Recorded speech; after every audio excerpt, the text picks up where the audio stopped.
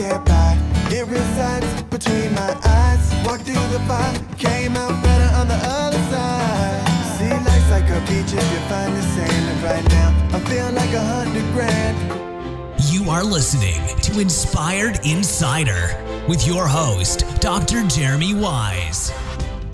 And I want to also give a big shout out to Ian Garlic, host of the Garlic Marketing Show, for telling me about Christopher's book.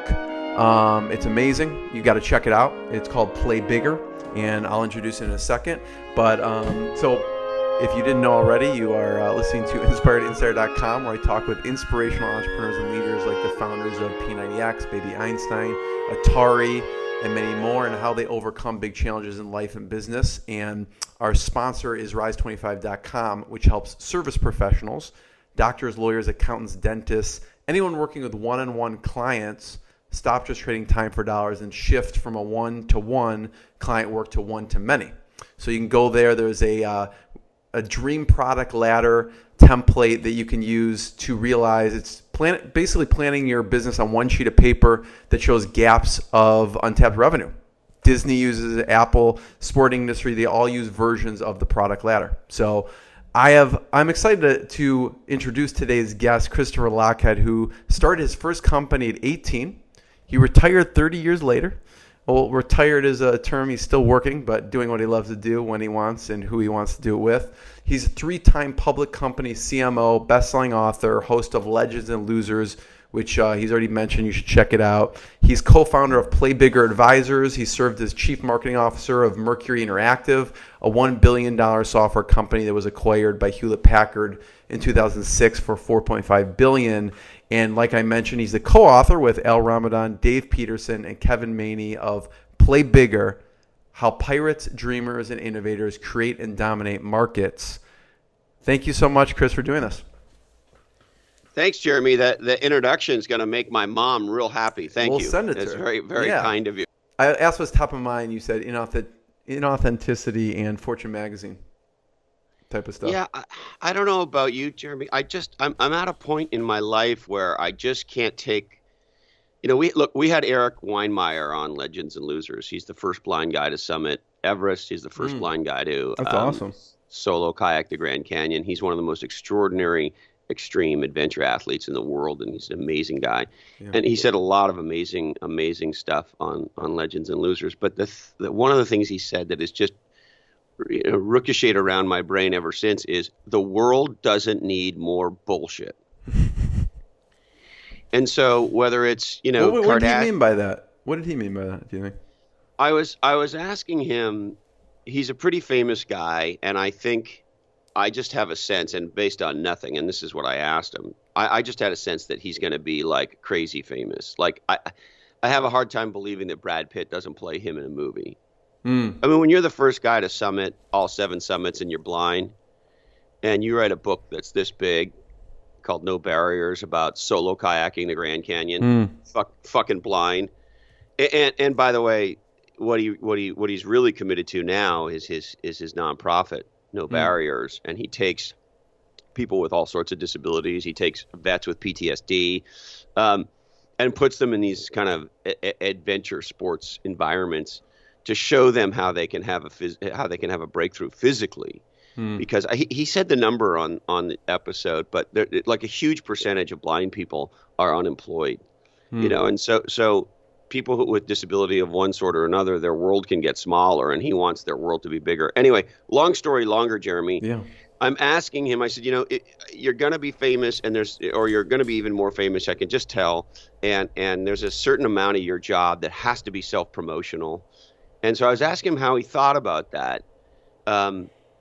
And that's when he said, look, yes, do I need to be somewhat famous to get done what we need to get done? Okay. And he got animated and he said, but the world doesn't need more bullshit. Mm-hmm. And so what I believe is there's levels of bullshit, right? And so there's Kardashian selfie books and absolutely asinine tweets and all this, social media, look at me for the sake of look at me bullshit, right? So there's that. But then worse than that is what we have to consume in the business world. So, public company chief executives get on earnings calls and spew bullshit, and they say shit like, "Oh, we had a slight negative earnings growth this quarter." What? Slight negative? What? Negative earnings growth? What the fuck is that? Oh, earnings were down? That's what you're trying to say? Why don't you say earnings are down? Right? There's this bullshit speak, right? There's this politically correct mamby-pamby indirect speak, right? We just had Kim Scott on, who's like the guru of extreme candor, right? And she talks about why it's powerful to be candid. We're not candid with each other anymore. We speak in these bullshitty terms. And then, to the point we were just on, if you look at most business media, and I don't mean to pick on them, but let's pick on them. Fortune magazine, by way of example, it's bullshit. Most of it's bullshit. And the reason I say it's bullshit is you have a very sophisticated, quote unquote, journalist who's got a pre-configured narrative that she or he is trying to forward with a quote unquote interview. Right. They have their interview questions.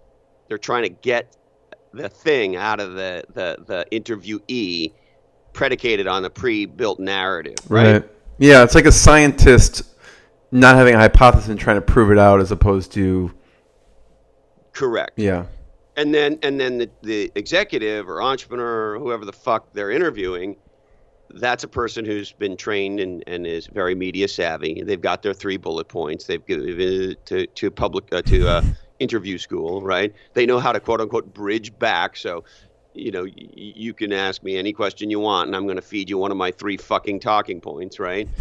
And so what we end up with, you and I, as consumers of this stuff, is just bullshit.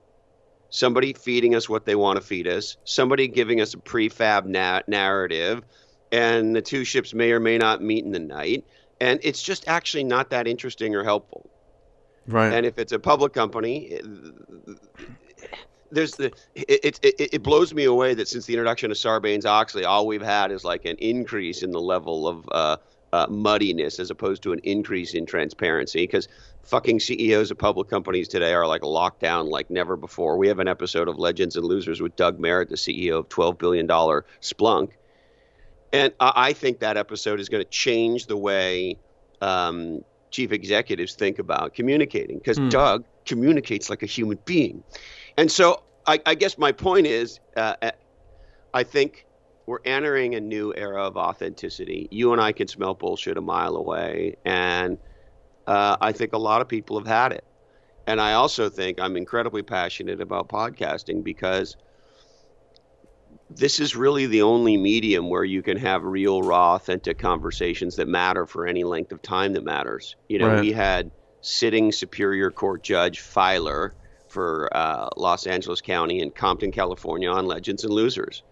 It's an 1.5 hour long episode with a sitting Superior Court judge. Now, if Judge Filer was on 60 Minutes, and if 60 Minutes is listening, Judge Filer should be on 60 Minutes, because he's one of the most inspiring Americans and human beings you'll ever meet. But if he was on 60 Minutes, we would get 6 to 8 minutes with him at most. Right. And it would be sound bites fed to us, and that would be the end of it. Yeah. And so my point in all that, Jeremy, is, I think for every action, there's an opposite and equal reaction. We know that. And so for every Kardashian selfie, there's an equal and opposite reaction, right? And so I think we're in a time and a place in our world where people are just starving for things that are real. Yeah. I mean, the epitome, Chris, of the long form is, I know you're into kind of MMA type of stuff, and Joe Rogan, right? I mean, he's the epitome of just long form. His conversation could go for 3 hours, right? Yeah, that's right. And I love Rogan, and I love him for lots of reasons. But I what I love about his podcast is, he is, and we share the same format. So I'm biased to this format, right? The dialogue format as opposed to the interview format. But the reason I'm biased towards it is, if the individuals having the dialogue are compelling, then I want to hear the dialogue. Right. I don't. You don't want the 2-minute snippet. You want the whole thing. Yeah. I'm the same way. I like exactly. Don't tell me what the three big fucking learnings are. Don't tell me that this is the value bomb or fuck. I don't know. Like whatever. Like enough with that. You know. Right. I mean, look, it has its place, but Yeah. the thing that I love about podcasting, Jeremy, and I really do think we're in the first inning, is there's no other medium where you can have an authentic dialogue with a guy like Judge Filer and really get into it and go for everything from how his father, Maxie Filer, was the founder of the NAACP in Compton and what it was like being 5 years old, growing up with those meetings taking place in your house, to what it's like to be the judge at a murder trial, to his love of karaoke and what it took for him to overcome his alcoholism. Like that's a giant conversation to have, right? Particularly with a superior court judge.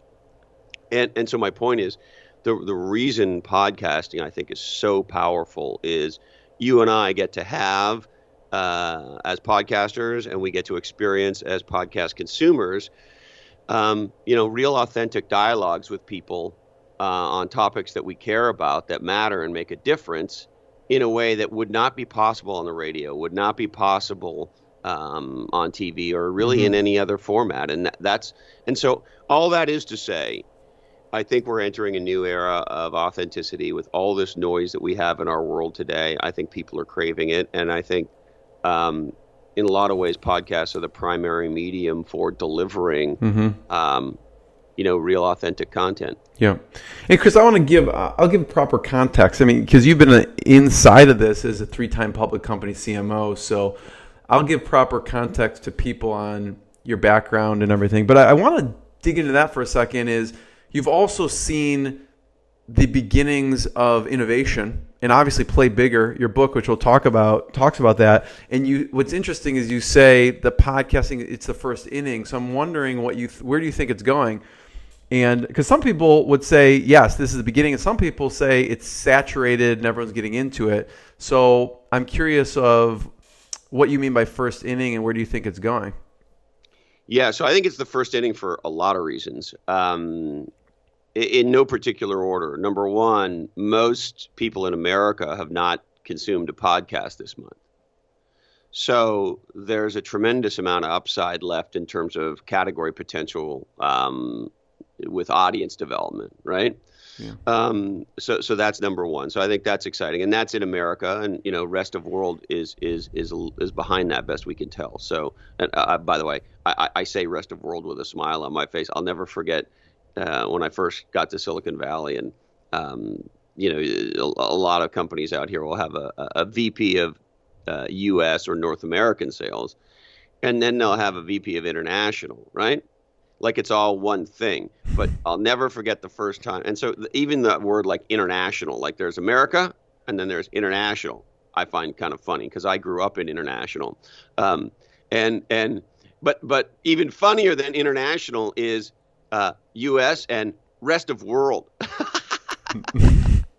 I always thought rest of world was such a funny expression, but I digress. So rest of world is probably behind the U.S. in terms of podcast consumption. So I think there's a lot of upside, point A. Yeah.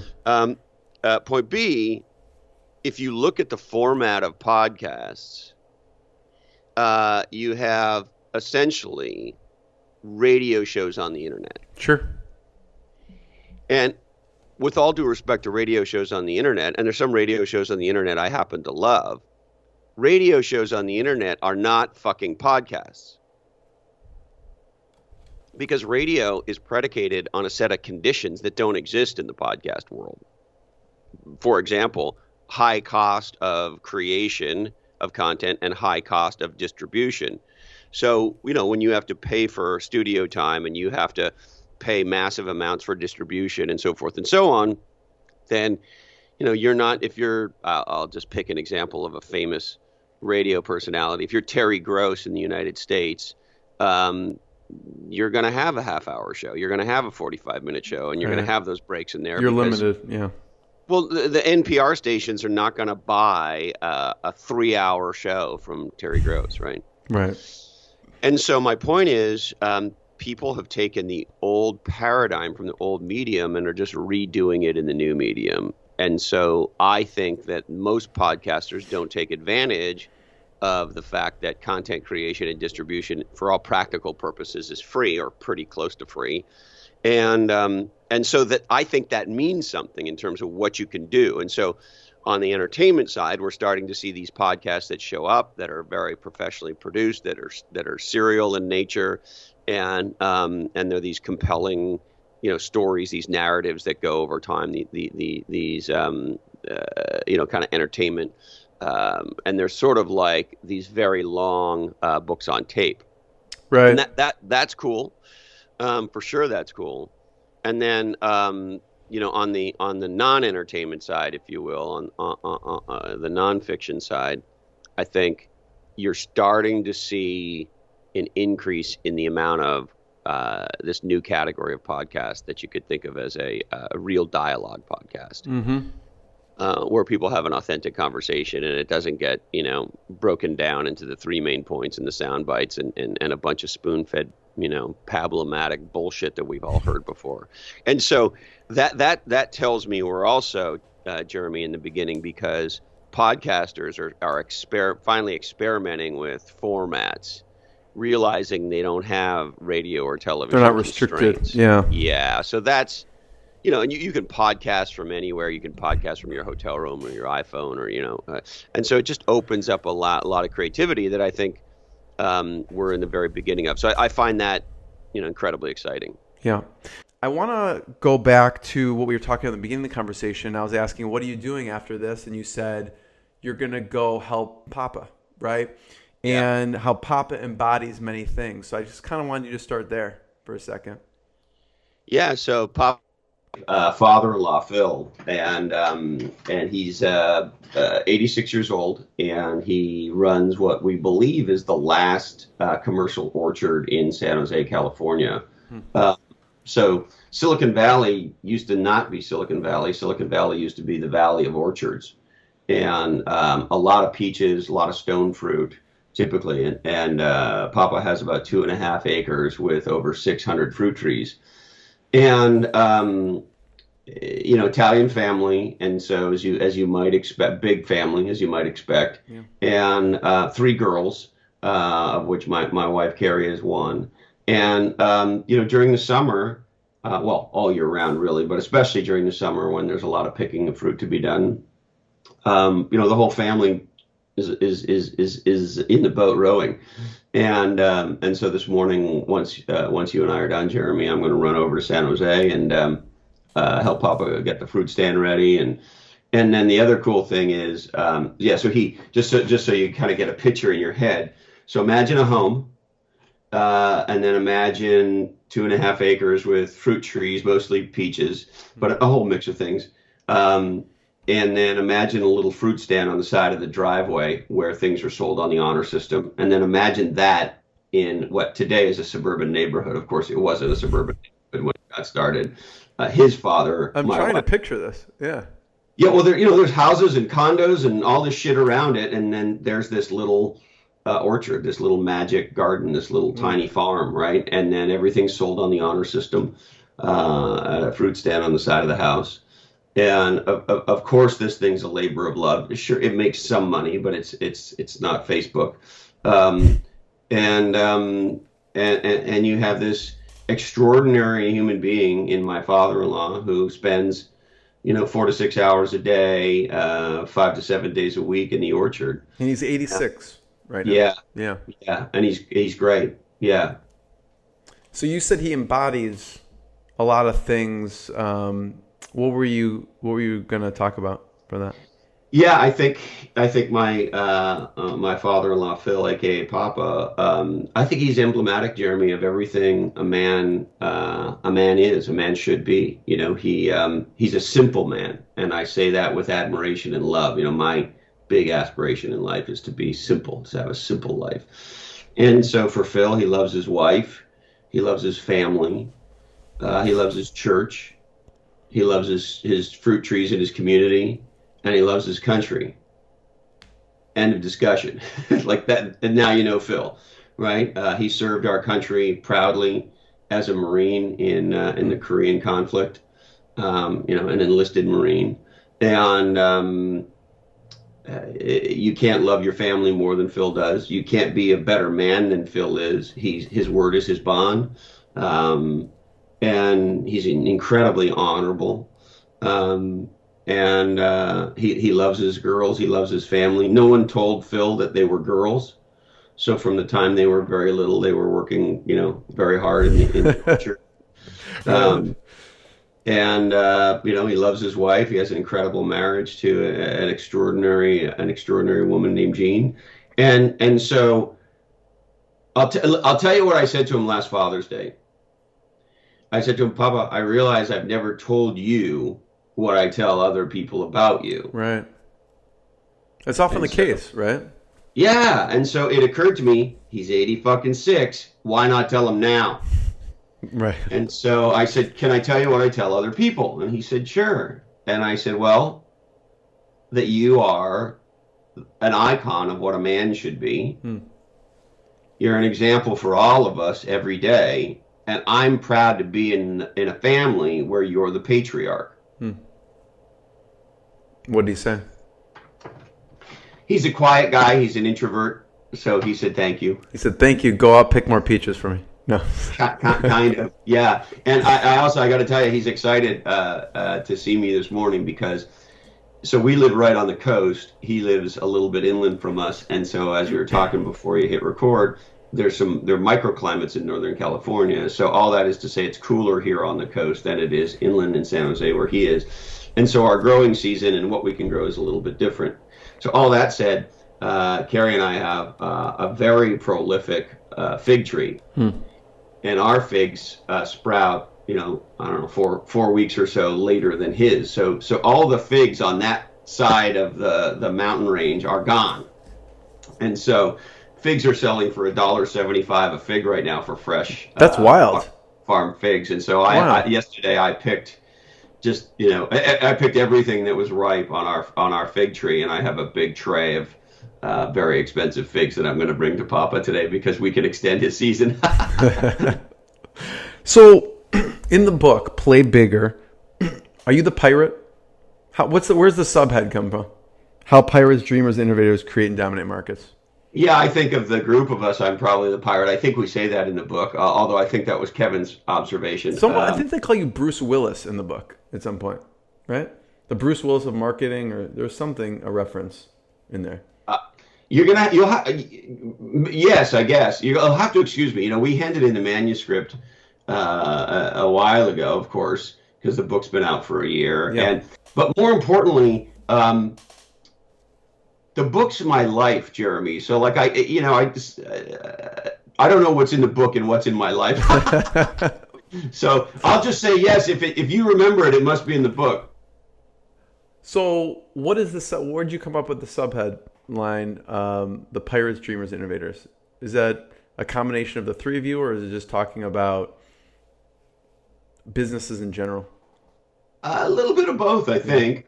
I think more businesses in general, because you have to have some of the ethos of those three things to be a legendary entrepreneur and innovator, and you have to have elements of those three things if you want to design and dominate a category. The pirate part being the kind of, storm the castle, slay the dragon, save the princess, kill the evil ruler, and take over the kingdom. That kind of a mentality. The winner take all kind of swashbuckler. And then, look, you truly have to be innovative. Innovative is a word that's lost most of its meaning, but you can't do something legendary unless you do something legendary, and so you have to do something that is a meaningful breakthrough, is a meaningful step forward. It is something that's truly different. Just the legends don't, come out with the 2.0 version of shit. You know what I mean? They don't do sustaining innovation. Right. And so you have to be truly innovative. And then, it's interesting. We just had Professor Tina Selig from Stanford on Legends and Losers. She's such an incredible human being. And she's an expert on creativity, and her new book's called Creativity Rules. And she really believes, and she's got the proof to back it up, that creativity can be taught. And when I asked her, Jeremy, I said, well, what do you mean creativity can be taught? She hit me in the head with something I didn't realize. You don't have to teach a kid creativity. Right.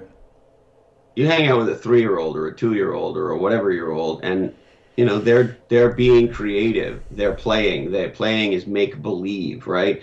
They're drawing. They're doing what they're doing in the sand. They're playing with their poop. They're doing creative stuff all the time, right? That's just, and so one of the things that Professor Selig said was, this is our natural state. Yeah. This is how we show up. And these are her words, not mine. I'm paraphrasing, but she says the education system beats the creativity out of us, right? And so to get back to your question, all of us as kids are dreamers, right? We're creative. There's no little kid that is walking around going, when I grow up, I want to be, a cube-dwelling Gilbert fuck, right? There's nobody that says that, right? Right? We want to be Batman. We want to be Wonder Woman. We want to be whatever we want to be. We want to be something big. We want to be something important. We want to be something powerful. We want to be something that makes a difference. Nobody says I want to grow up and be a loser. And yet somehow kind of life can get us, And so I guess to get back to your question, I think you have to be equal part pirate, dreamer, and innovator if you're going to make something legendary happen.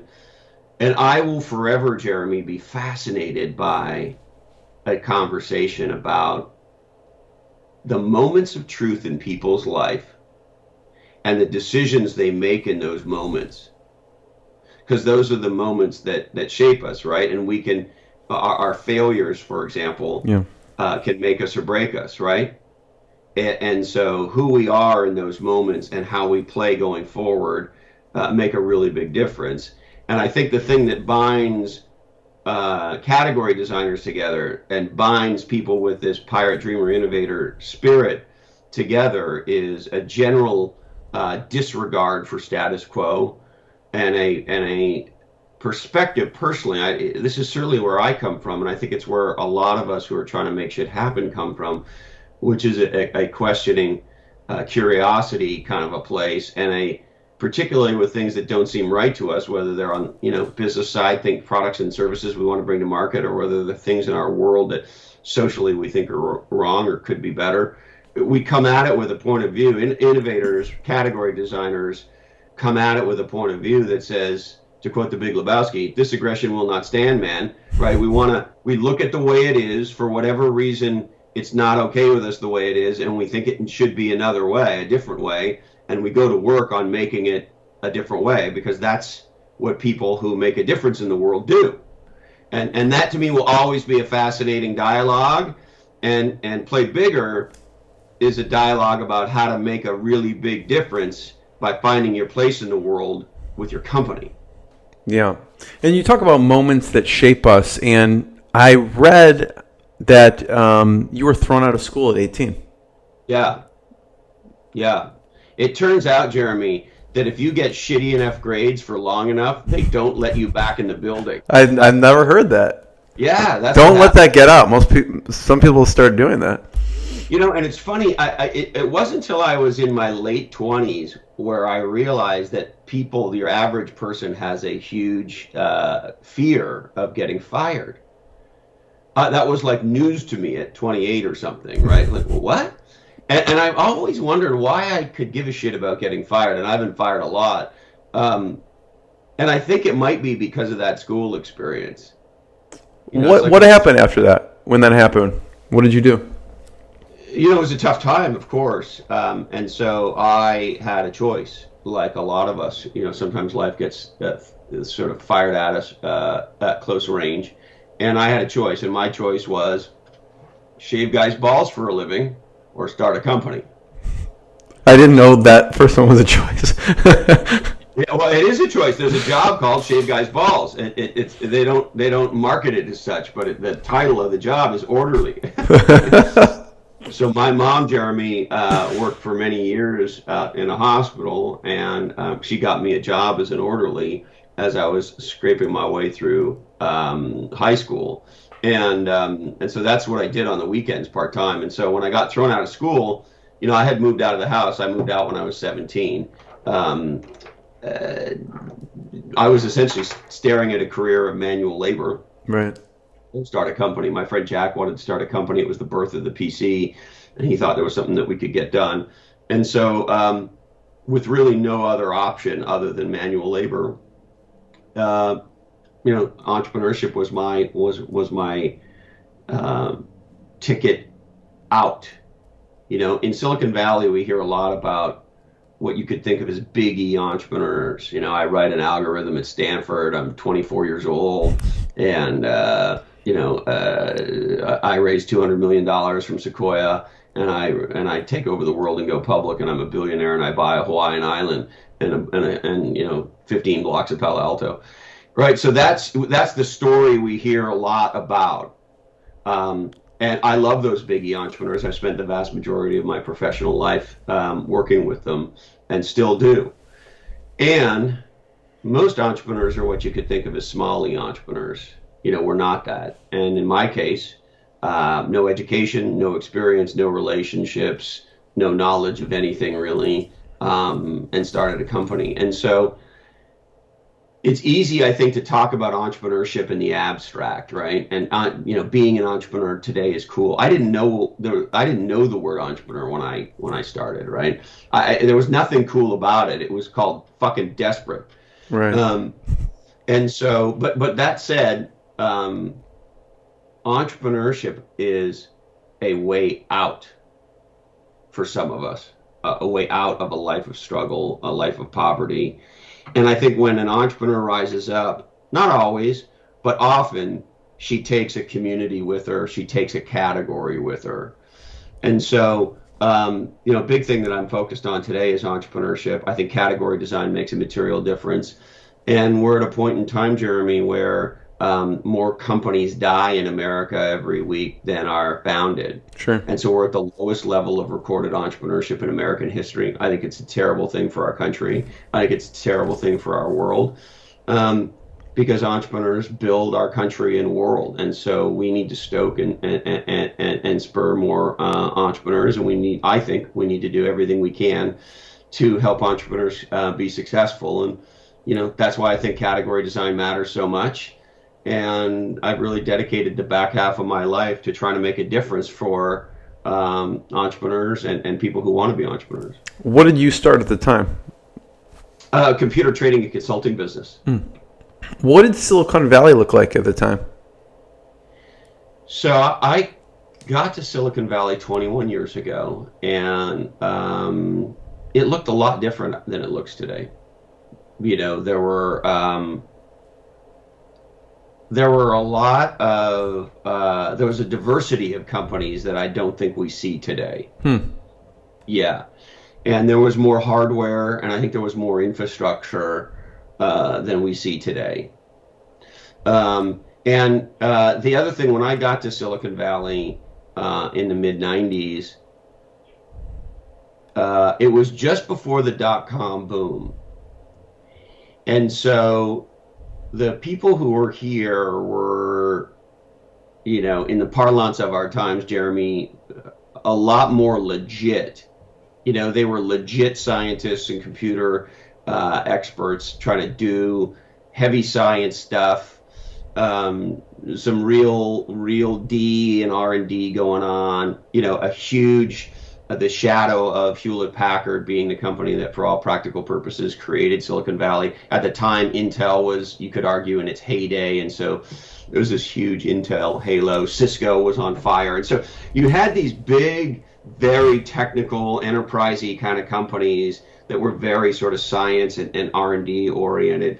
And today what we have, of course, we still have a lot of science and R&D. I'm not saying that went away, but the companies that cast the bigger shadows, they don't want to call themselves this, but the truth is Facebook's a media company, right? Twitter's a media company. Of course, Netflix is a media company. And so there's a shift from, if you will, hardcore technology to more media oriented in the last 20 years. I don't think there's any debate about that. And I also think you get a little bit more, and I know this makes me sound like a grumpy old man, but that's okay. You get to be a grumpy old man one day. I've wanted to be one since I was a kid. I think there are more financial ambulance chasers out here.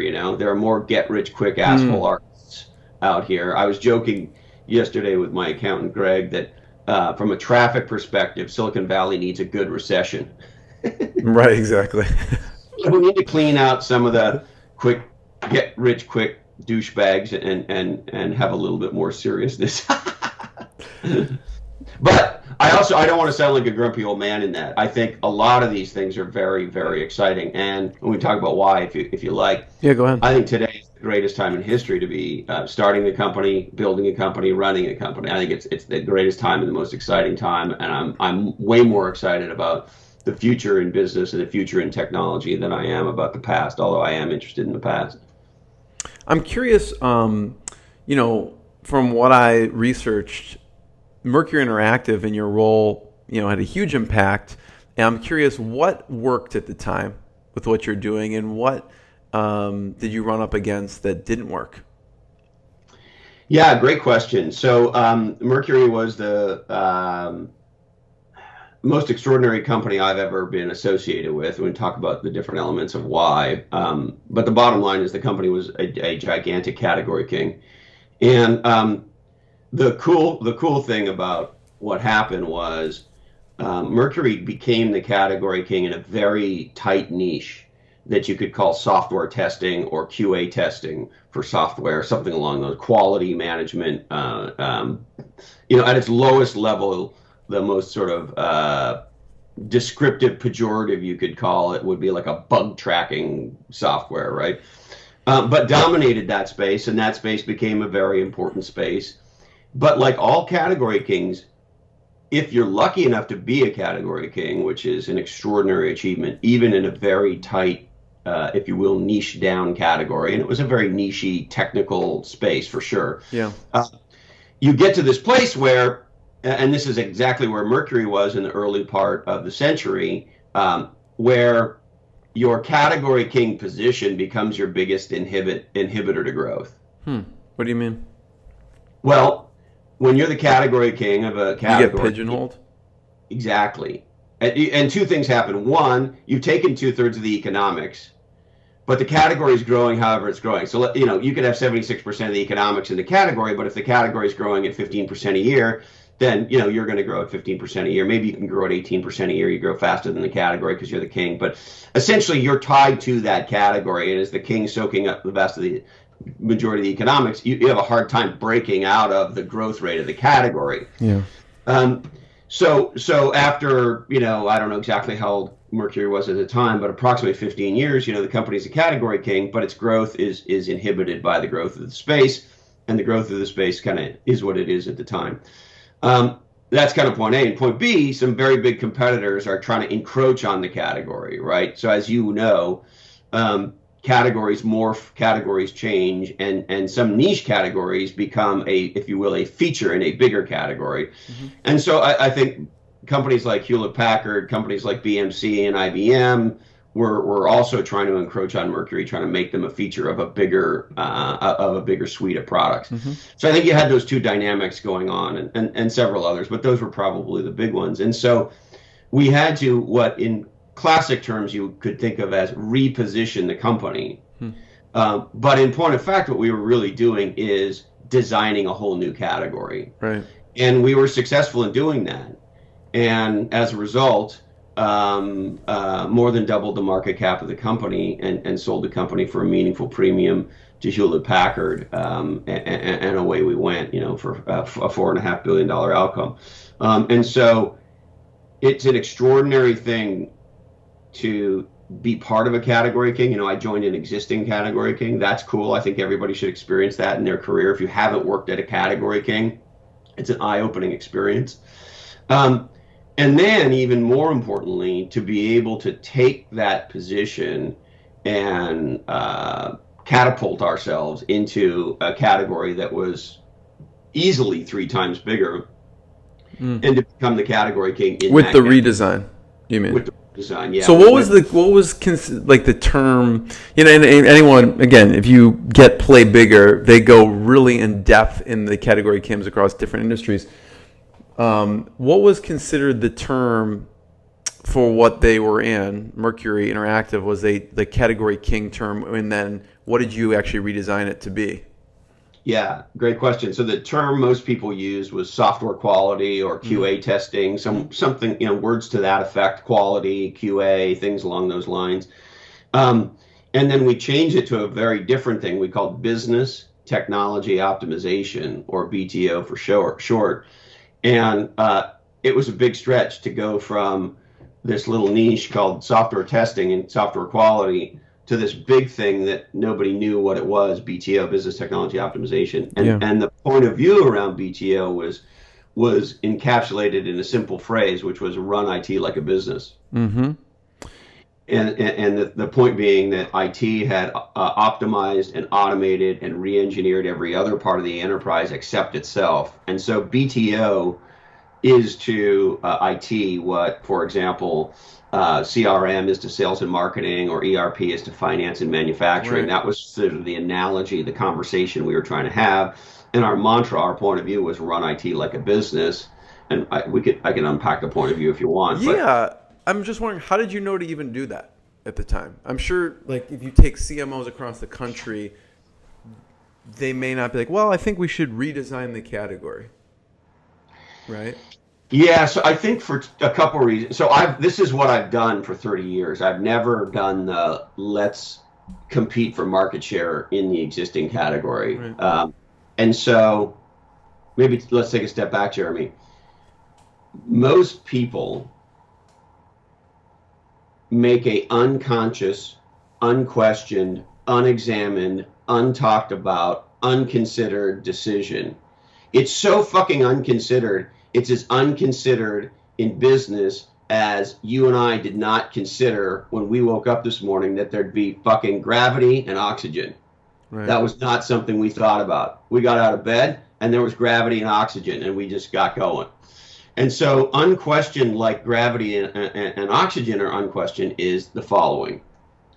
When we launch our new company, product, brand, service, carbidingulator, we are going to launch the carbidingulator into an existing market with existing customers, and we believe in our bones that our product, company, service, brand, carbidingulator is, I use this word on purpose, better than everything that came before. And therefore, from a marketing perspective, what we need to do is market our better features. And when the world sees our better features, we are going to have a disproportionate amount of market share. That's the game. That's what we get taught in business school. And it's so much the fucking game, no one even talks about it. And then when you really look at it, Jeremy, like a lot of things, and you do the work, and we did $750,000 worth of primary research for this book, and I spent 30 years working on this topic. Right. Everything I just said, that's not what Steve Jobs did. That's not what Sarah Blakely did. That's not what Muhammad Ali did. That's not what Bob Marley did. And it sure as hell ain't what Mark Zuckerberg did. So what I'm saying to you is the big aha, competition is for losers. What all those people who I just mentioned did was they made a conscious choice. They said, I want to be compared to nothing. I want everything that comes after to be compared to me. I'm taking new ground. I'm setting new rules. I am the new standard in this space by which all others get measured. So, for example, Bob Marley is the category designer of a new genre of music called reggae music. Right. Now, who would you rather be, Bob Marley or the 87th Reggae Band, and compete with Bob for share? Right? Yeah. And so whether it's music or whether it's business, the aha is twofold. Number one, the companies that make a difference don't compete for share. they create whole new categories, and they teach the world specifically how to think about a problem and therefore a solution in a completely different way. And when they do that, bam, you get Steve Jobs, you get Sarah Blakely at Spanx, you get Henry Ford. The other sort of big aha is competing for market share is absolute insanity, because in space after space after space, one company takes the vast majority of the economics, and we call that company the category king. And so competition's for losers, and we want to create a whole new space that currently doesn't exist for us to dominate. And on its face, I know that sounds crazy, because when you show up to your shareholders and say, hey, here's what we're going to do, Jeremy. We're going to attack a $0 billion space. We're going into a giant market with no spending in it. Right. That's what we're doing. It sounds crazy. But in point of fact, it's actually the much less risky move. What's the process that you went through with the BTO, and then how has the process changed now? Because obviously you've been doing it for a lot longer with many other companies. Yeah. So, the process was pretty well defined back then, because, I've been working on this for quite some time. Mm-hmm. This was the early 2000s. And, I've been working on, we didn't call it category design then, but I've been working on category design pretty much since the beginning of my career, because I'm just not somebody that ever accepted the status quo. But by that point, a real process for doing this emerged. And so, we did workshops, and, we did jam sessions. But to be clear, the key things that we worked on were, first of all, we were very intentional. We are designing a new category that we want to dominate, and we want to be the company that sets the agenda in our industry, and everybody else has to come and respond to our agenda. There was nothing at Mercury that was accidental about that. That was explicit. And every single executive knew when we started the process, and when we rolled BTO out internally, Jeremy, make no mistake, every employee knew. We went on we did our lightning strike at Mercury in September. We did an internal roadshow over that summer, teaching the entire company, with, of course, a huge focus on the sales force, what the new strategy was, that we're going to go create this category BTO, what our new point of view was, how to go deliver the new corporate deck with the new point of view in it, how we were going to compete, et cetera, et cetera. I mean, we did a no-joke fly around the fucking world, launch this bullshit in fucking Frankfurt. We did that. And so when we did our lightning strike in October, the whole company was ready to go play. And so to get back to your question, getting real focused on the problem, developing a provocative, engaging point of view that would evangelize the problem and position the solution, and training the whole company, hugely important. And then when we went to market, we did what the legends did. We didn't do, if you'll allow me, what the losers do, which is losers market their product. Losers market their features. Losers have a better conversation with their category. We had a different conversation. We said it's time for a new agenda in information technology. And then we were and I'll use this phrase on purpose, we were ballsy enough to assert that we had the new agenda for chief information officers around the world, and that agenda was business technology optimization. And what business technology optimization was a new approach to running IT like a business, and you had to adopt a BTO strategy, and therefore a set of BTO software technologies if you wanted to, quote unquote, run IT like a business. And we began to have that dialogue. The other thing I think that's important, we tied the category design, Jeremy, to a what Jim Collins in Good to Great and Built to Last calls a BHAG, a big, hairy, audacious goal, because people need a raison d'etre.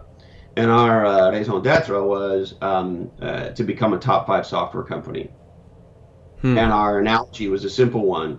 If the idiots at SAP could become a top 5 software company optimizing accounting and manufacturing, we could become a top 5 software company optimizing and automating IT. It was sort of that simple of a stretch. And so internally, everybody understood we were on a mission to build a top 5 software company, and that's why we were launching this new category and point of view around BTO. Yeah. And when you launch it, I mean, there's a lot riding on this, right? The term, the redesign, and I'm sure you went through a lot of iterations to get to, okay, this is what we're going out with BTO. Is there a way that you test it before you have this whole internal and external campaign to get it to catch on in the whole, essentially creating an industry?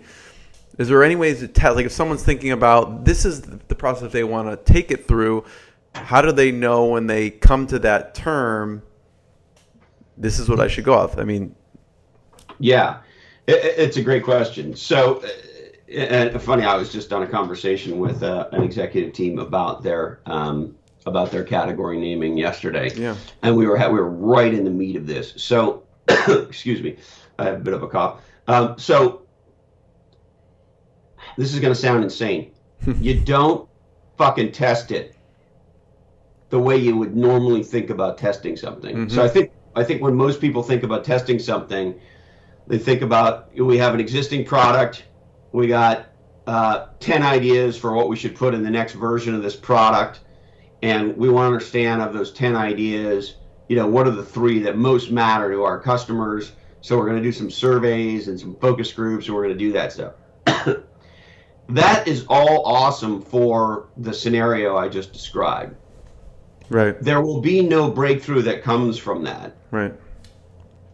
So when you test category design, when you test a point of view, you're listening, you're testing it, but you're not listening for what most people listen for, which is, what should we do?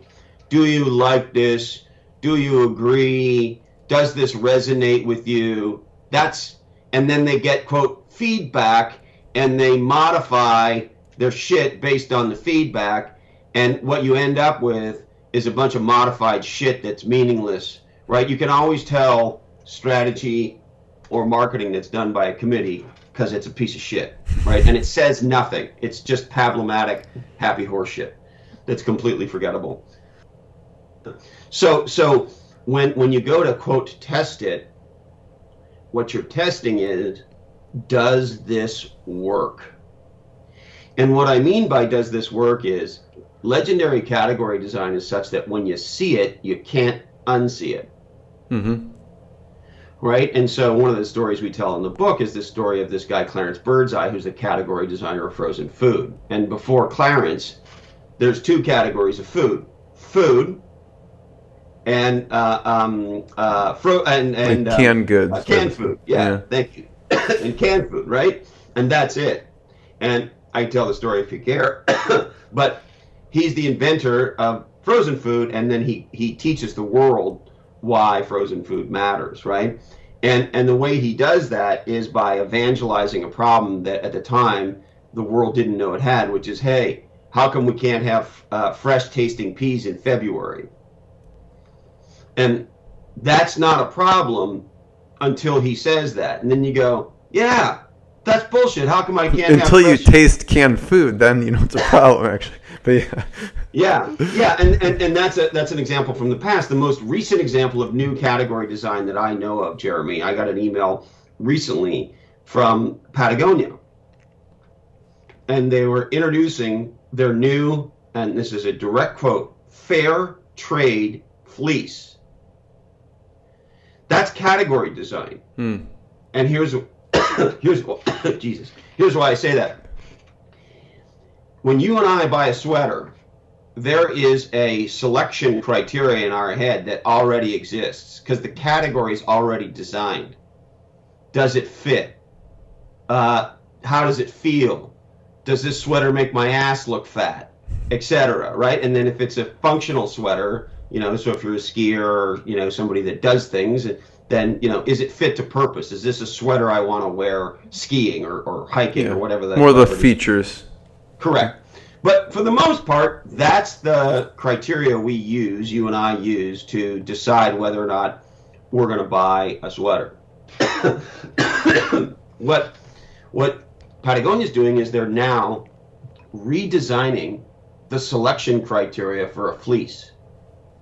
And what they're saying is, have you considered how this fleece was made, where it came from, Did the people who made this fleece get fucked over, or did they get paid?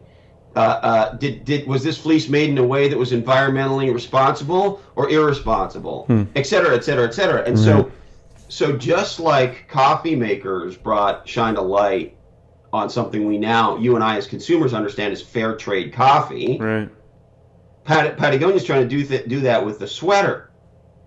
And so my point is, they're not competing with our sweater is better than their sweater strategy, which is the way most people compete. Right.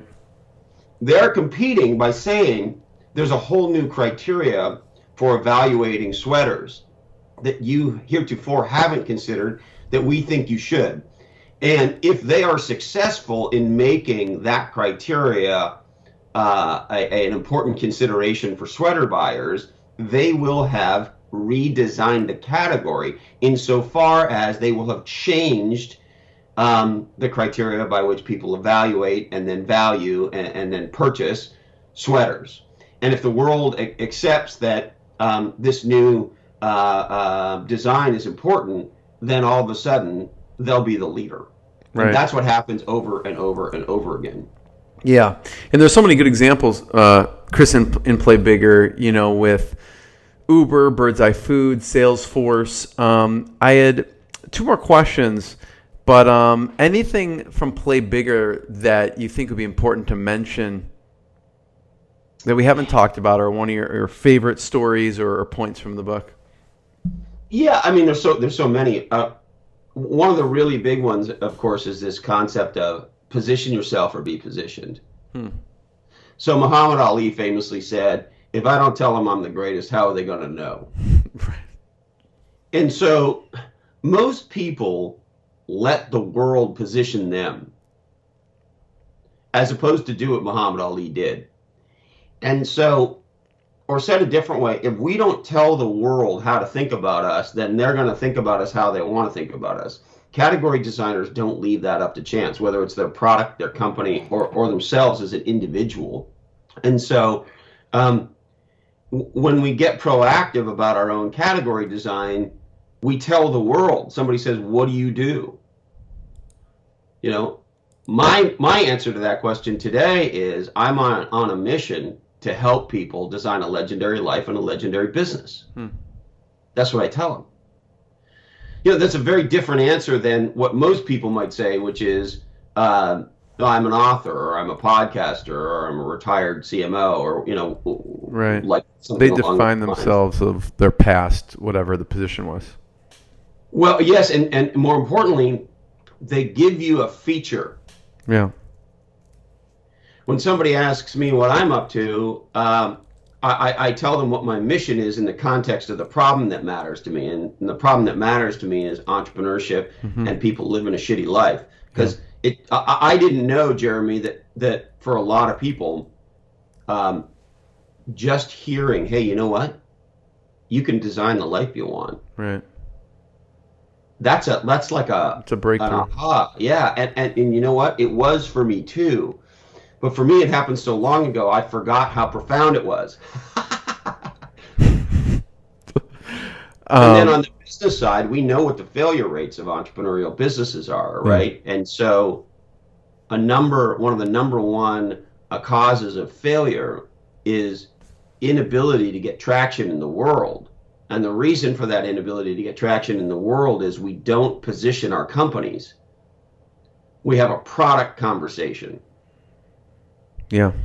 And that product conversation, people need context. If I say to you, hey, Jeremy, tonight we're going to go out to dinner and we're going to go to Jimmy's restaurant, what's likely the first question you ask me? Well, if it's Jimmy's restaurant, what kind of food is it? Yeah. And so you and I as human beings, you just asked me what category is Jimmy's restaurant. That's what you just said. And when I say, oh, it's Italian, you now understand, because you and I as human beings need a category to relate to it. As a matter of fact, and this is something that by the time I die, the world's going to get this one, Jeremy. You ready? Shoot. Categories make companies, not the other way around. Categories make brands, not the other way around.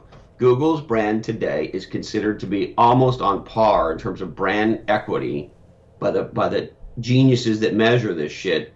It's getting to Coca-Cola like status.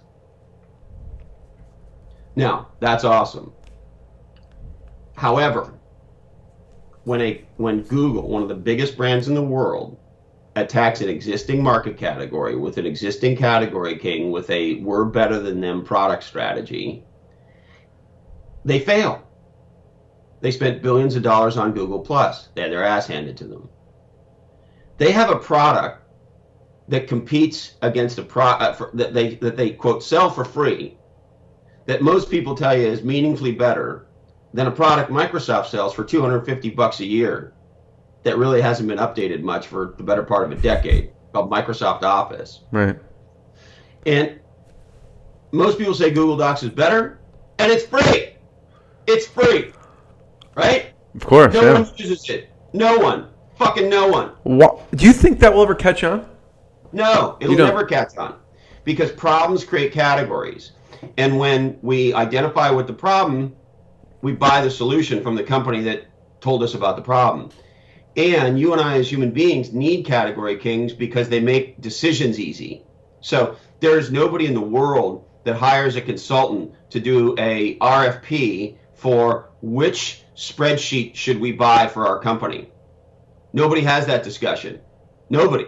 You just buy Microsoft Office. End of discussion. Period. It doesn't even happen. You just Microsoft Office, right? And somebody can say, hey, Google Docs is free. And everyone goes, yeah, whatever, Microsoft Office. And the reason is people don't buy the best product. They buy the category king's product. That's, I was thinking about this the other day, this exact example. And thinking probably the people you and I know and talk to, do any of them use Microsoft? All of them do. They do? Yeah. I feel like not everyone, but a lot of people, in this sector are tech savvy and they're just using Google Docs, but the majority of the world are not using that. Correct. I mean, look, if you ask me, is there a higher propensity to Google Docs in Silicon Valley than there is in the rest of the world? I don't have data about that, Jeremy, but I would imagine that's true. Yeah. And in the startup world, they're probably all using that shit because it's free and it's really good. And, if you're 22 years old and that's really cool and all that. But until somebody reimagines the problem, nothing's going to change. Even with a free product from one of the top brands in the world, a brand that is bigger than Microsoft's brand.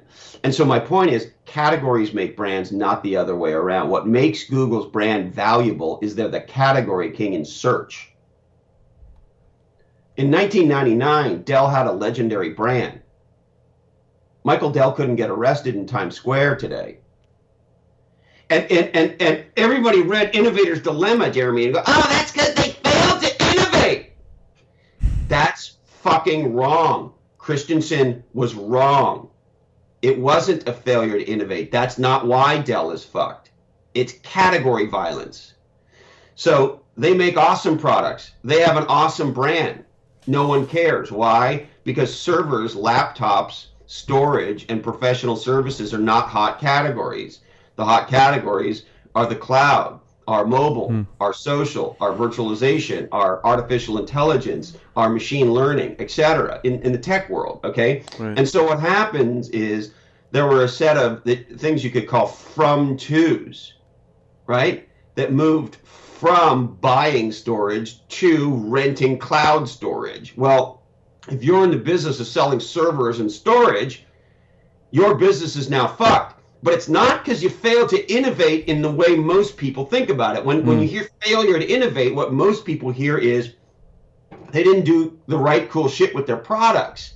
Right. They did all kinds of right cool shit with their products. People stopped buying those products. And so category design is about how you make those giant from-tos happen. And so you make the market come to you. You create demand where there was no demand. Yeah. Talk about, because we're on that topic, failure to innovate versus category design and Blockbuster. Yeah. So the thing about What Blockbuster, what would you say about Blockbuster as far as those two things? they get an F on both, right? So complete failure to innovate with their product and service. It was what it was from the time they opened the door, and it didn't get much different over the better part of 20 years. Yeah. I see what you're saying. It's almost like you have to do both at the same time. Like with Blockbuster, they would have to, even if they innovated on that and they sent the VHSs out in the mail, they still didn't design a category around that. Correct. So they'd Correct. have to do both of them. That's exactly right. And the reason the innovator's dilemma thinking is so dangerous is you could have been innovative with your business model and your approach and all that at Blockbuster, but unless you were designing the new category, Right. They'll just find competition. Correct. Yeah. Innovation is for competition, and competition is for losers. Yeah. And the only person who should be innovating in that traditional context is the category king. Yeah. Yeah. And the biggest risk for the category king, of course, is not failure to innovate. Look, Twitter hasn't innovated since the day they pressed the on button. There's no innovation. 140 characters, done. And we're now a decade in. Zero innovation. The new innovation is maybe they'll double the amount of characters we can have. Oh, good. But like, no innovation, zero, nothing, right? It's about growing the category. Yeah. Talk about, you're big in philanthropy and One Life. I want you to talk a little bit about that and your involvement with that. Thank you. So onelifefullylived.org is a organization founded by my dear friend Tim Rode, and he's a former realtor and now real estate investor who has a huge commitment to giving back. And right now my favorite quote about all this is the Kevin Spacey quote, Jeremy, where he says, if you're lucky enough to make it to the top of the building, you should send the elevator back down. And I think those of us who are entrepreneurial, and Tim, like me, is a small E entrepreneur, started with nothing, had no reason for anybody to believe in him, and started painting street numbers for people on the sidewalk, and built himself up from there. So what One Life is about is we're a nonprofit committed to helping people dream, plan, and live their best life. And to give people the tools, technologies, and relationships to do that for as close to free as possible. So think about motivational and inspirational and personal development shit. Think about financial planning, both on the personal side and on the business side. And then think about either being an entrepreneur or being entrepreneurial in one way or another in your life. So if you sort of think about those dimensions, right, from as simple as how do you balance a checkbook for kids, to how do you understand when once you get past that on the financial side, how do you play good offense and defense? A lot of people just play offense, they don't get the defense part. So we want to do some base financial planning, because the average American is 3 paychecks away from personal bankruptcy. Yeah. And the average American is two personal crises, or crisi, if that's the plural, away from personal bankruptcy. You have a big healthcare problem and you lose your job and you're fucked. It's over. Yeah. Yeah. And so none of that is okay with us. And so we want to help people understand the things that they can do in their financial life to make a difference in that regard. And then on the personal side, like we talked about earlier, there are a lot of people who don't even realize you can design your own life. Life isn't what happens to you. Life is what you happen to. And the minute you understand you can design your own life, then the next logical question is, okay, well, how?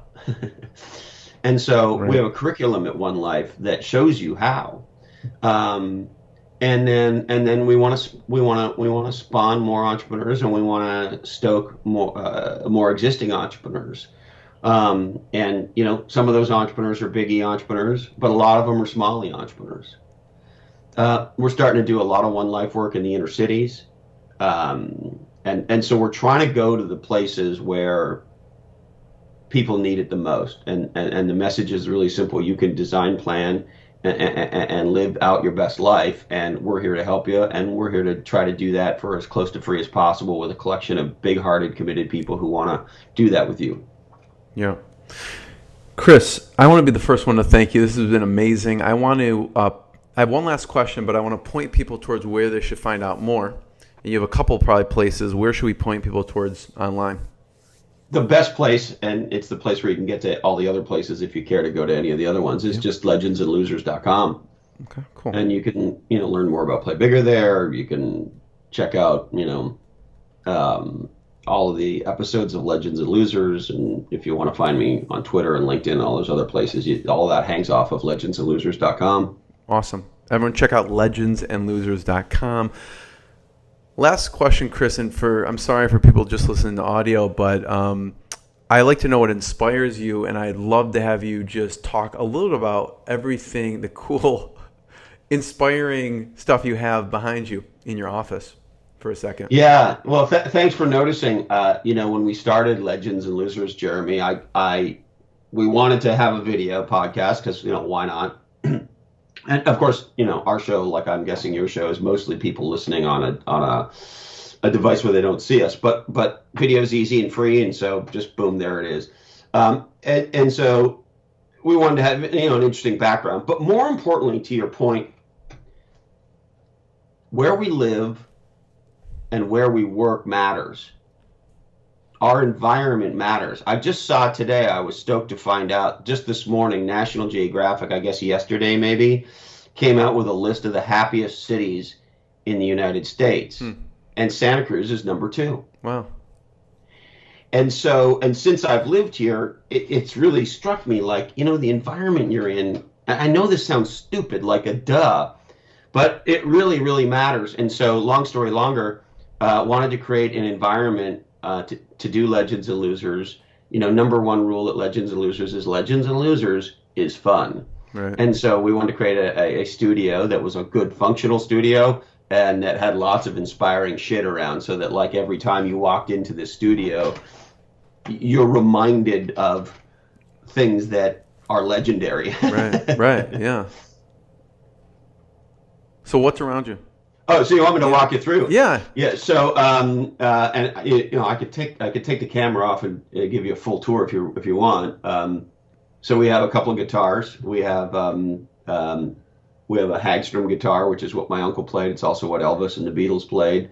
And Pat Smear from the Foo Fighters is probably the most famous Hagstrom player today. And that's the red one. Next to that, the white one is a white custom Les Paul. And I was a kid that didn't grow up with very much money at all, and it was never even in my realm of possibility to think that one could own such a piece of musical equipment. But there she is, and I think it's the greatest guitar in the world. You want to hear rock and roll, you put a custom Les Paul through a Marshall tube amp, and that's what Slash sounds like, and that's what Jimmy Page sounds like, and that's what the Ramones sound like, and that's what fucking rock and roll is. And then there's a sign over there. I don't know. Let me see if I can't see it now. I don't know if you can see that. Yeah, you can see it. There that my wife got me that I think is really funny. That says, "I'm not saying I'm Batman. I'm just saying no one has ever seen me and Batman in a room together." And then this is a picture of Steve McQueen in his Shelby Cobra Mustang pulling out backwards. And A, Steve McQueen might be the coolest guy of all time. B, Shelby Cobras are the coolest car of all time. And C, I like things that are different, Jeremy. Right. And so most people, if you're going to put up a picture of like a muscle car or somebody doing something cool in a car, they're going forward. What I love about this is from the streets of San Francisco. Oh, no, excuse me. This is from Bullitt. And he's pulling out backwards at 80 miles an hour. You can see the tire smoke. And so that's cool. Above him, we have one of my huge heroes, Leonard Cohen, God rest his soul, and his amazing album, Songs of Love and Hate. Next to Leonard, we got Batman and Robin from the original 60s TV series. And they're going up. Is that Adam? Is Adam West played Batman in there? Yeah, fuck yeah. Adam West and Burt Ward. Let me get this one for you.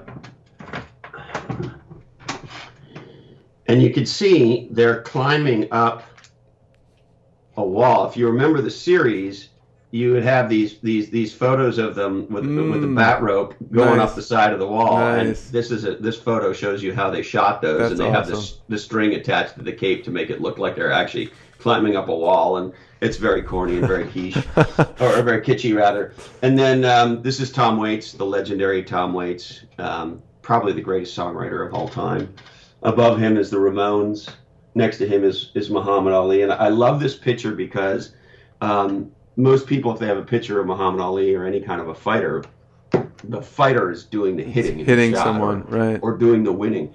What I love about this shot is he's slipping the punch. Right. Because the first thing you learn when you start to train boxing or martial arts is there's two parts of this. There's hitting and not getting hit. And the not getting hit part's actually more important than the hitting part. Right. And then there's Floyd Floyd Mayweather, hence, right? Yeah, I mean, it's boring to watch if you're not a fighter, Floyd. And as a fan, I don't love watching Floyd fight. Were you rooting? Who did you think was going to win that one? Conor McGregor? I thought McGregor was going to. Oh, excuse me. I thought Floyd was going to win. Yeah. I mean, I would have been shocked had McGregor won. But I would be less than candid, Jeremy, if I didn't tell you I was really rooting for McGregor. Right.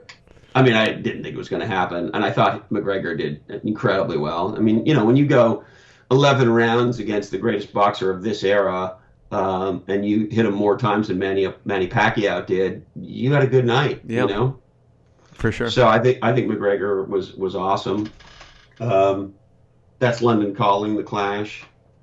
Obviously, a vintage flag of California. And to me, the flag of California is so powerful and sad because, of course, the California brown bear is virtually extinct. And so it's an incredible thing that our icon is this animal that we fucking killed. It's very, and today there are some, we could repopulate the Sierras with them, but it would make the summers on Lake Tahoe very exciting for people.